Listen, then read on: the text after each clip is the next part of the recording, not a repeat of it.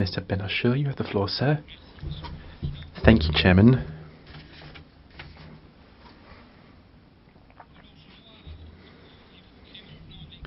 I would like to speak to issues 24 and 25 in the committee's list of issues. Issue 24 relates to freedom of religion and religious minorities. Specifically,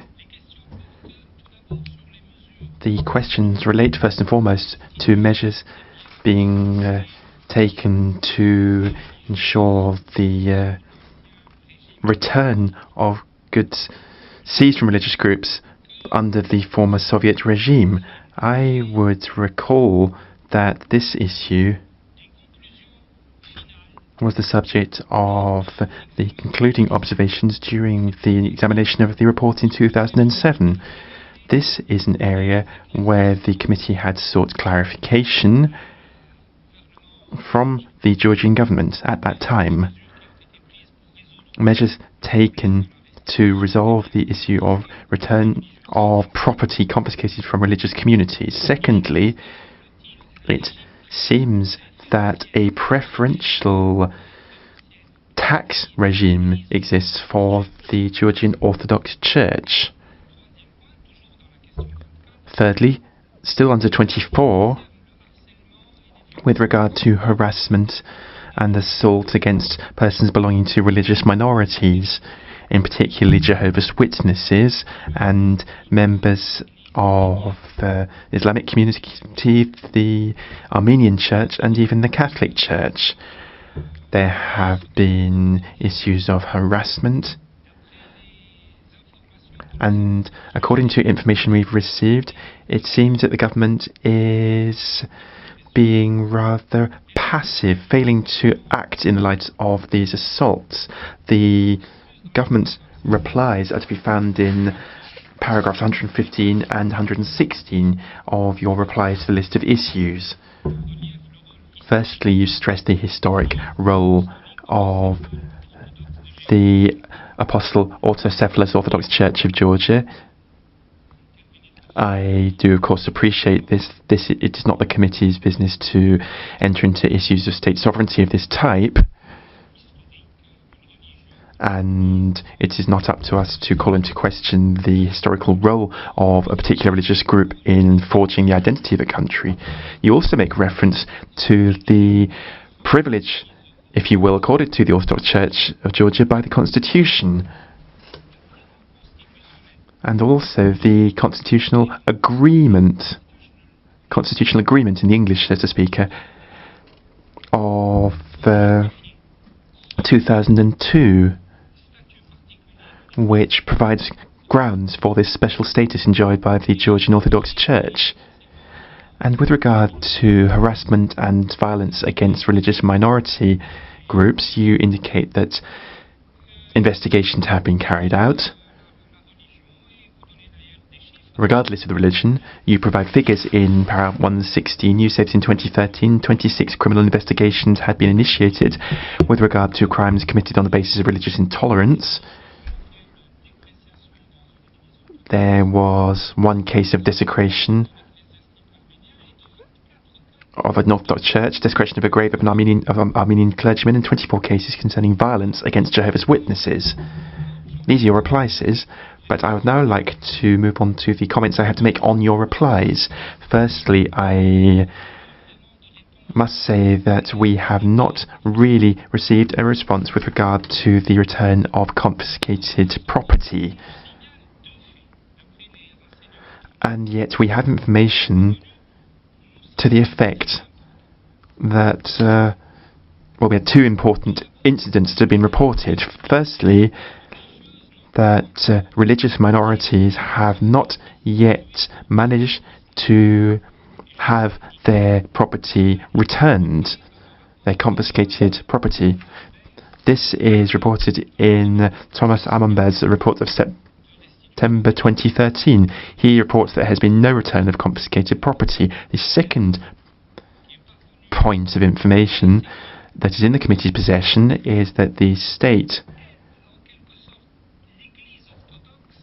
is, to an extent, assisting the Orthodox Church in undertaking de facto expropriation of minority religious property to the benefit of the Orthodox Church.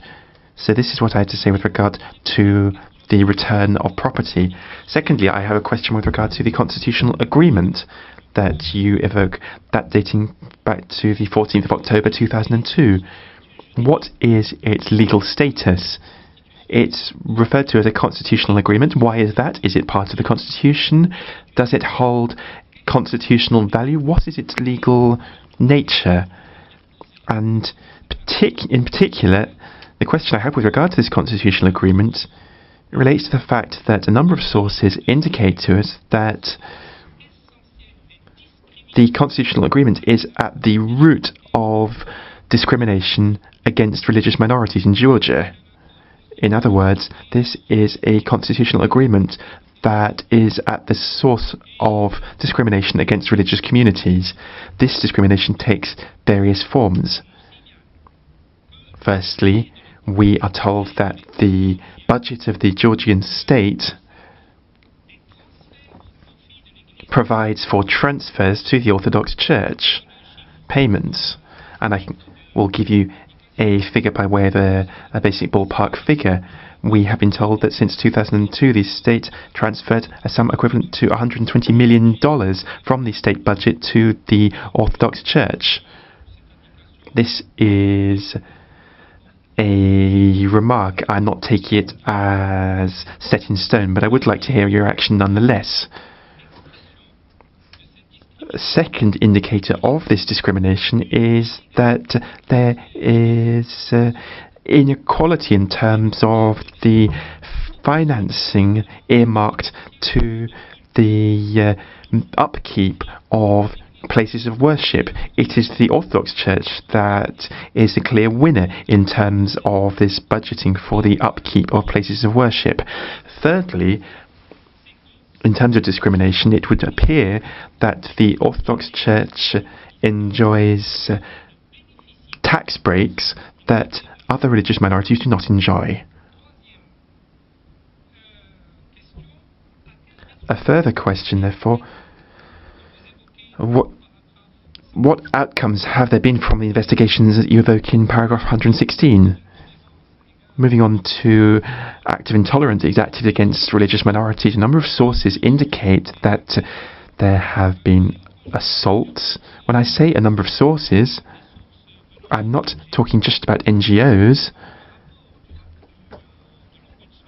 The Georgian Ombudsman's report also contains clear indications to this effect. For example, the events in Samtagskor, and the speaker apologised for his pronunciation. There is an issue of minarets in a village there. This is mentioned in Hamad Berg's report.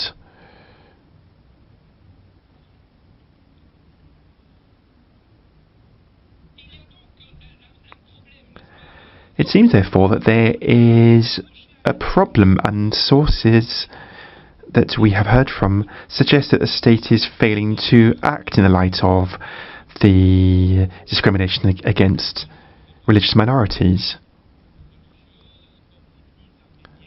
For example, the Armenian Church,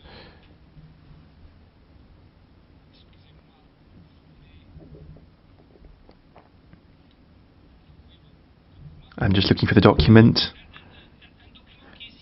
Yes, we have a document signed by a number of representatives of church organisations reporting incidences of